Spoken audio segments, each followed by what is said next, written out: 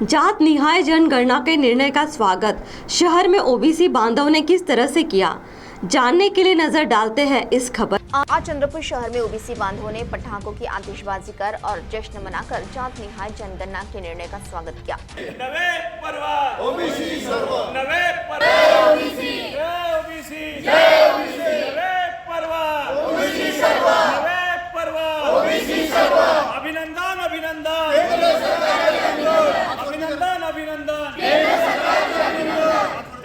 राष्ट्रीय ओबीसी महासंघ के राष्ट्रीय समन्वयक डॉक्टर अशोक जीतोड़े इनके नेतृत्व में यह कार्यक्रम हुआ। स्वतंत्रता के बाद पहली बार ही ओबीसी जनगणना होने से मोदी सरकार का आभार माना गया।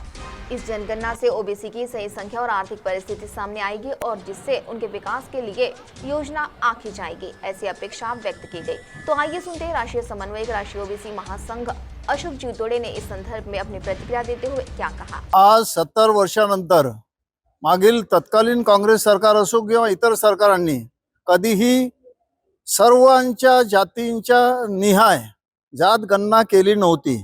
आज पहिल्यांदा या स्वतंत्र भारतामध्ये मोदी सरकारने स्वतंत्र जात निहाय जनगणना या भारतात करण्याची घोषणा केली आहे आणि त्यासाठी केंद्र सरकारचे अभिनंदन करण्यासाठी या ठिकाणी आम्ही उपस्थित झालो आहे। राष्ट्रीय ओबीसी महासंघ आणि इतर ओबीसी संघटना देशातील आणि राज्य सरकारच्या अखत्यारीमधील जेवढ्या ओबीसी संघटना आहे या सर्वांची ही फार जुनी मागणी होती की ओबीसींना न्याय देण्यासाठी ओबीसींची जात निहाय जर जनगणना केली तर केंद्र सरकारच्या माध्यमातून ज्या पिछड्या जाती आहे, ज्या मागासलेल्या जाती आहे त्या सर्वांना केंद्र सरकारच्या मुख्य प्रवाहामध्ये आणण्यासाठी भरीव आर्थिक मदत देण्यासाठी योजना आखण्यासाठी ही अत्यंत चांगली घोषणा आहे असं आम्ही मानतो।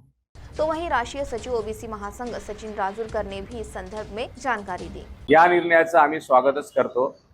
हा निर्णय पहिलेच व्हायला पाहिजे होता, परंतु का होईना आज केंद्र सरकारने हा जो निर्णय ऐतिहासिक निर्णय घेतला त्या निर्णयाचे आम्ही स्वागत करतो। देशातील राष्ट्रीय ओबीसी महासंघ असो अनेक संघटनांनी आजपर्यंत संघर्ष केला, या संघर्षाला आज यश आलेलं आहे मी असं मानतो आहे।